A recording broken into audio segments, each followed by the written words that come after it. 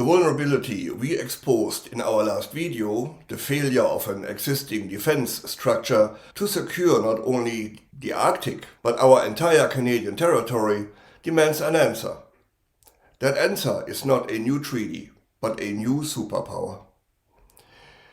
For decades, in the face of the declining USA, a Canada-Europe Super Bloc was a geopolitical fantasy. But that has changed. Today we look at the complete roadmap to the West's next global power axis, using a three-pillar infrastructure.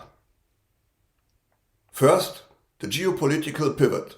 Second, the industrial development. And the third pillar, the financial strategy. Our Arctic security interests is no longer just defending Canada's sovereignty over the Northwest Passage. It's absolutely establishing an internationally recognized unified zone of influence across the entire European-facing Arctic. With melting ice, commercial and military access routes are opening, shifting the defense calculus from a slow, peacetime presence to one of constant vigilance. The Super Bloc would create a single integrated command for the North Atlantic and Arctic seas. This means the immediate pooling of naval assets, especially icebreakers, surveillance, and anti-submarine warfare capabilities under one strategic mandate, almost certainly led by Canadian expertise. This unified force would enforce a collective, deterrent presence, making illegal entry or resource exploitation cost prohibitive. An unified response requires more than just information sharing. It would establish a cyber shield that would treat an attack on one nation's critical infrastructure, like power grids or financial systems, as an attack on all, like NATO. This triggers a collective, rapid response mechanism, potentially including a joint legal framework and the ability to conduct coordinated active defense measures. The bloc's strength isn't just military. It's the alignment of its collective economic weight. When the Super Bloc agrees on a foreign policy stance, it represents the unified political will and combined GDP of a transatlantic powerhouse, instantly becoming a principal global actor. To avoid duplicating efforts, foreign policies would be funneled through a joint strategic office. This allows a pooled resource to stabilize regions critical to bloc security and supply chains.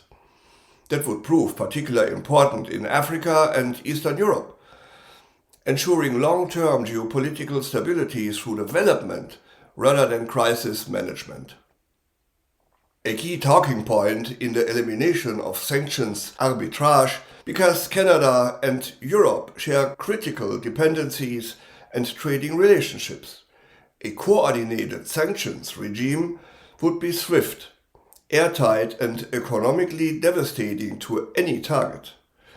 This unit ensures that diplomatic pressure is backed by immediate, non-negotiable, and severe economic consequences, making the bloc's diplomatic actions highly credible. The Super Bloc's leadership structure should be a small, agile, high-level council comprised of the heads of governments with a mandate for rapid crisis decision-making.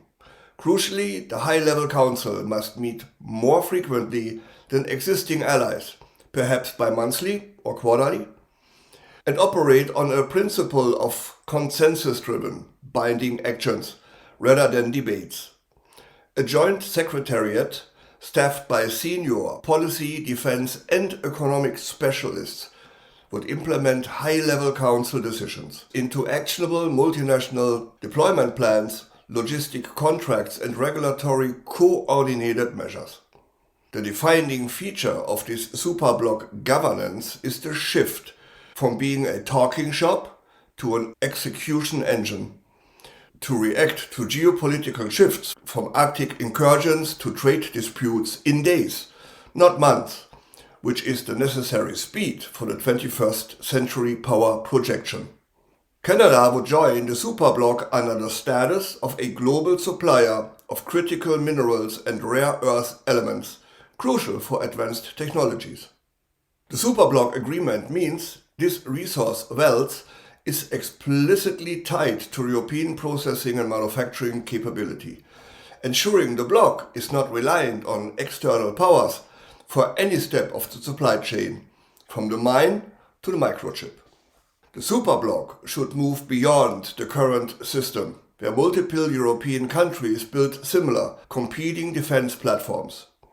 The Super Bloc would enforce a strategic justification, a Canadian-European industrial policy that assigns manufacturing specialization, like Canada could focus on satellite surveillance and heavy vehicles, where Europe focuses on fighter jets and missile systems. This integration would enable faster R&D cycles for defense procurement than we currently see, especially here in Canada. This is the industrial answer to the geopolitical threats discussed previously.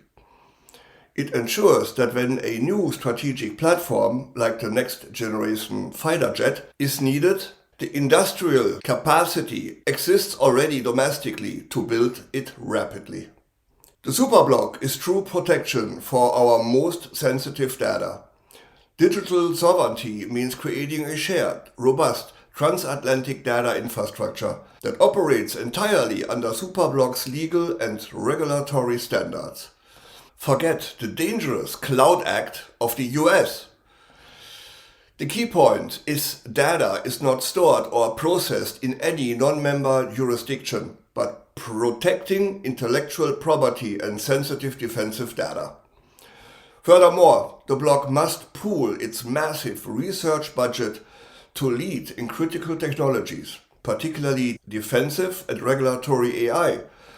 This is a strategic necessity to set global standards for ethical and military AI use, preventing dependence on models developed by competitors, especially the US. Let's talk about the economic tools that make the Super Bloc governable and powerful, providing the financial leverage needed to forge global influence. A full custom union eliminates virtually all trade frictions that, even under CETA, slows down the movement of specified industrial and defense components. The bloc adopts a single internal tariff policy.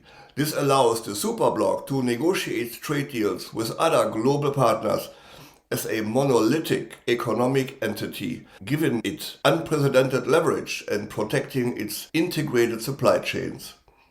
The Super Bloc will establish a strategic investment engine, which is dedicated, jointly capitalized Super Bloc Infrastructure Fund. This fund's purpose is not recurring investment, but strategic financing for pan-alliance projects, from Arctic fiber optical cables to standardized energy grids. By being structured as a long-term, political insulated sovereign fund, its investment can continue regardless of short-term political governance changes, ensuring that critical infrastructure developments for the bloc remains constant and reliable, independent from political cycles. In the face of a failing US credit rating and shrinking US dollar, a Canadian-Euro reserve duo is an incredible, potent financial move. The Super Bloc would actively promote a financial system where the Canadian dollar and the euro are treated as a combined, stable, alternative reserve currency for trade within and outside of the bloc. This move directly provides the bloc with monetary and financial autonomy by reducing reliance on a single global reserve currency. The Super Bloc gains freedom from external financial policy pressure and sanctions risks, cementing its status as an independent global power. So today, we have mapped the entire framework of a possible Canadian-European Super Bloc. The geopolitical axis provides the unified command necessary for Arctic defense, The industrial bloc secures the resources and production self-sufficiency, and the financial union grants the leverage for true monetary independence. The Canada-Europe Super Bloc is not merely a proposal, it's a viable and inevitable for the future of Western power.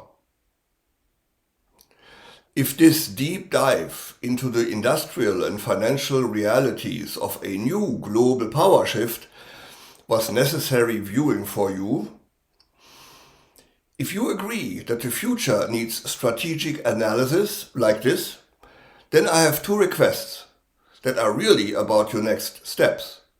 First, hit the like button. That action is your vote.